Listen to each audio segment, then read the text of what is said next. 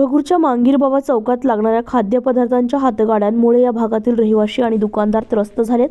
वाहतूक कोंडी, अनधिकृत वाहनतळ, सततची गर्दी, उकळत्या तेलामुळे, धुरामुळे, वायू प्रदूषण, तेलकट रस्त्यांमुळे वाहने घसरून होणारे अपघात या सर्व समस्यांना स्थानिकांना तोंड द्यावे लागते। त्या संदर्भात दिनांक 12 डिसेंबर रोजी भगूर नगर परिषद प्रशासनाकडे स्थानिक रहिवासी व्यावसायिकांनी तक्रारीचे निवेदन दिले। त्याला 7 दिवस उलटले तरीही पालिका प्रशासनाने याबाबतीत कुठलीही कारवाई केली नाहीये। भगूर नगर परिषद प्रशासनास देण्यात आलेल्या तक्रार निवेदनात नमूद करण्यात आलं आहे की मांगीरबाबा चौकात खाद्यपदार्थांचे हातगाडे मोठ्या संख्येने लागलेले असतात। हातगाड्यांवर येणाऱ्या ग्राहकांची वाहने रस्त्यातच पार्किंग केली जातात। होणाऱ्या गर्दीमुळे आणि गावातील 4 महत्त्वाचे रस्ते येथे एकत्र येत असल्यामुळे रहदारीस अडथळा निर्माण होऊन वाहतूक कोंडी रोज होते।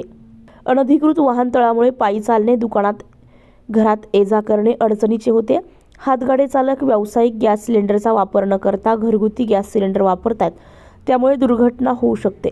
उकळत्या तेलाची दुर्गंधी, धूर सर्वत्र पसरतोय, त्यामुळे वायू प्रदूषण मोठ्या प्रमाणावर होते। तळलेले तेल रस्त्यावर सांडते, त्यामुळे रस्ते तेलकट होऊन अनेक वाहनधारक घसरून पडत आहेत, त्यामुळे अपघातांचे प्रमाण वाढले आहे। या सर्व समस्यांमुळे मांगीरबाबा चौकातील हातगाडे हटवणं, परिसरातील रहिवाशांना, दुकानदारांना दिलासा द्यावा असंही निवेदनात नमूद केलंय। याबाबत नगर परिषदेचे प्रभारी मुख्याधिकारी अमोल चौधरी यांची प्रत्यक्ष भेट घेऊन शिष्टमंडळाने निवेदन दिले आणि चर्चा केली आहे। त्यांनी कारवाईचे आश्वासन दिले होते, मात्र ते हवेतच विरले आहे असं तक्रारदारांचं म्हणणं आहे।